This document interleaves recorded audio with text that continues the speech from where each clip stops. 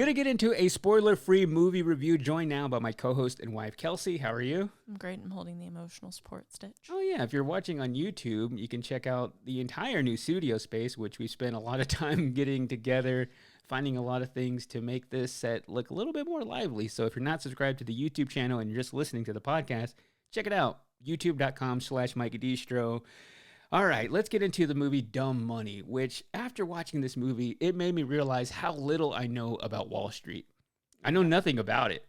Aside from what I've learned in movies, whether it be The Wolf of Wall Street, The Big Short, or the other movie we just watched on Netflix, Fair Play. Yeah, and that was a wild side of Wall Street. And now we have Dumb Money, which just came out in theaters, and it was one that kind of slipped through the cracks of September. We just went to go see it, and it's essentially the true story of the GameStop short squeeze, which was another term. I had no idea until we watched this movie, but essentially what happened, you have this one guy played by Paul Dano, or Dano, I think is how you say his name, one of my favorite actors, actually, but he plays a character named Roaring Kitty, who is a real-life person, has a normal job, but he's also a recreational YouTuber who was a part of the subreddit called WallStreetBets. If you're not familiar with Reddit and the way it works, essentially it's one site and there are all these other message boards inside the site on very specific niche topics. Very niche. You could find a Reddit page about just about anything. You could find it about Wall Street, you could find it about Pokemon, you could find it about gardening. Anything you're into, there is an entire community inside of Reddit somewhere. Any of those you've been visiting? The Pokemon Probably or just gardening? the Pokemon one. A little bit of gardening. A little bit of gardening. But Wall Street Bets, you would have people go on there and just post about things they were investing on when it comes to the Robinhood app, which is another thing I learned a lot about. I've seen other people use it, but it just, I don't know. When it comes to investing in things, I realize I know so little about it that it would feel like a waste of money to me. Another thing we should add is that Roaring Kitty, the guy, his like day-to-day job is a trader. So he has knowledge of the stock market. He's like a day-to-day retail trader. And he's a very smart guy, so spends a lot of his time outside of his job just learning about it. Again, since this is a movie based on a real story, I don't want to spoil things that happen and use the trope of, oh, it happened in real life, because I feel like when you watch a movie based on a true story, you don't know the full story going into it, and you learn a lot about it, so I don't want to reveal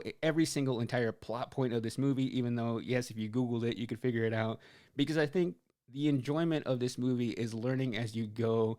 And I also judge movies based on true stories a little bit differently, because sometimes just because you know it's a real story, it changes the way you feel about a movie. Because, you know, all this actually happened in real life, therefore I find it more interesting. I watched this movie with the idea that I want it to be entertaining on its own. If this story was fake and didn't really happen, would it still be entertaining, or is it only entertaining because it actually happened?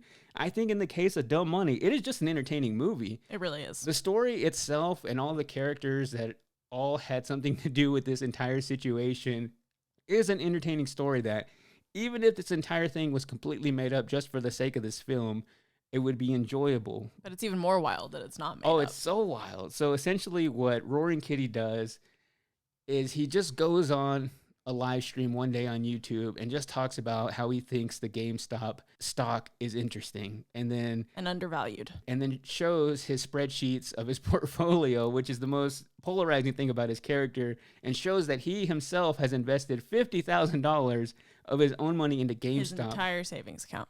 Which at the time that this movie takes place, at the beginning of the movie, is 2020, when everything shut down and GameStop was seen as a failing company because people weren't really going inside a store and buying games. So his character goes on this live stream, talks about it, and then gets other people interested in the GameStop stock who also put their own money into it. But at the same time, there are all these people on Wall Street who are betting against the success of GameStop, which would make them earn a lot of money when GameStop goes under. So GameStop would go under and they would make millions upon billions of dollars as a result of that. You took a real jump there, millions upon billions. Yeah, I kind of forgot how much it was, because all the dudes in this movie are worth billions of dollars. So they were going to make a lot of money off of it. And then once all these people start getting on Robinhood and buying the GameStop stock, the rich people's plan turns on them, because, again, I know nothing about the stock. The demand is driving the price of the stock So now up. the people who are seen as quote unquote dumb money, who are just the people on Robinhood, are now set to make a lot of money off of GameStop. And all their small investments turn into big investments. And the rest of the movie is all of the downfall and all of the crazy things that happen as a result of this thing going from just one little operation of a dude in his basement doing a video on YouTube to this entire thing where the government gets involved and it turns pretty nuts. And it's also not just about his character. It's like the other people that he has convinced. There's a single mom who's a nurse. There's America two Ferrera. college students, which I don't talk about this for a second. They went to UT Austin. That was not filmed on the campus of the University of Texas at Austin one bit. And how would you know that? Because I went there. Exactly. And I worked there. And I was on that campus for 7 years of my life. And I would pay good money to say that that was probably filmed in like New England. At one point, they're riding around and like the leaves are turning on campus. And I'm like, no part of campus looks like that. Their dorm rooms, no part of campus looks like that. The classroom. So anyways, that is my bone to pick with the money. They do that a lot to save money on not filming in certain locations because it's expensive to film there. But like, at least make it look like it. But aside from that, I feel like this movie had such a great cast with Paul Dano, even Pete Davidson, who plays himself in essentially every single role that he is in. AKA just himself. smoking weed. And that's all Pete Davidson does. But in this one, I felt like it really fit in because he plays Paul Dano's brother. And then you have, like we mentioned earlier, America Ferrera. You have Shailene Woodley, who is great in this. I loved her in this role.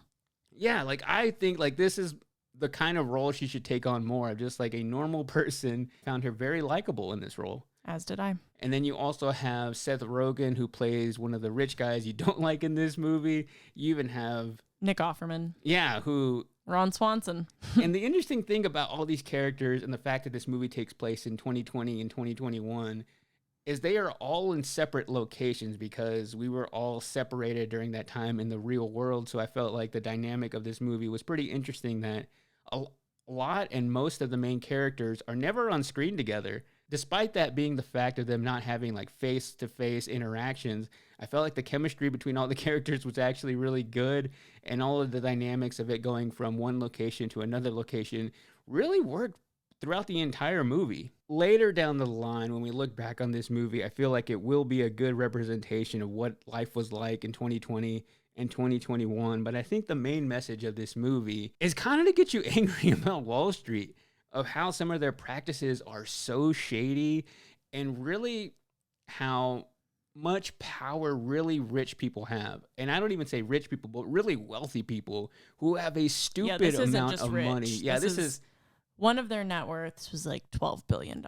Like an insane amount of money, and how those people get bailed out in situations, and people at the bottom like you and I, we don't get bailouts. We don't have people like, oh, if you mess up, we'll get you out of this situation. So it kind of got me fired up in a way and angry at the system.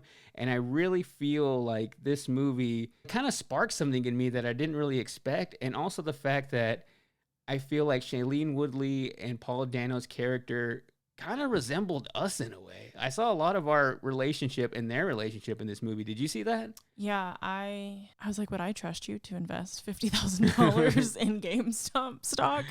Because if you lose that, they were like, that's our entire savings. But she believed in him. But he had his crap together. And I think just his character, even when he goes down to the basement and like films a video, becomes Roaring Kitty. It reminded me of when I sit down to do this podcast here. I get the webcam ready and I essentially become a movie Mike character, even though really it's how I am in real life. But there were other elements of his character, like he enjoyed running and he liked getting a really fast mile time. I identified with that part of his character. That was you. And he's also super into Reddit, which I was more into Reddit when I was younger. Now I don't really get on there anymore because it's a pretty sad and depressing place for the most part. People are mean. The movie also shows that as well, of how crazy the comments are over on Reddit. I wasn't expecting to like this movie as much as I did because I thought it was going to be more a straight-on comedy, which given their marketing, given the trailer, also just given the cast, I thought that's what they were going for. But this movie had a lot more emotional depth than I was expecting. It had heart. So since it's already nearing its theatrical run, I wouldn't even say if we had seen it back when it came out initially that it was one you had to see in theaters. But once this movie goes to streaming, whether it be you have to rent it or have to stream it on a service, I highly recommend checking out Dumb Money. What do you think? I completely agree. What would you rate it? I'm going to give it a 4.25. I'm deducting that 0.75 due to the bias of it just did not look like UT Austin. That's my deduction. I would give it a strong 4 out of 5 video game cartridges. Those are our thoughts on Dumb Money. And next week, I'll be back to talk about the book of Killers of the Flower Moon. Because we're going to review the movie. I did my homework for all of you as the resident book nerd of this podcast. How long did it take you to read the book?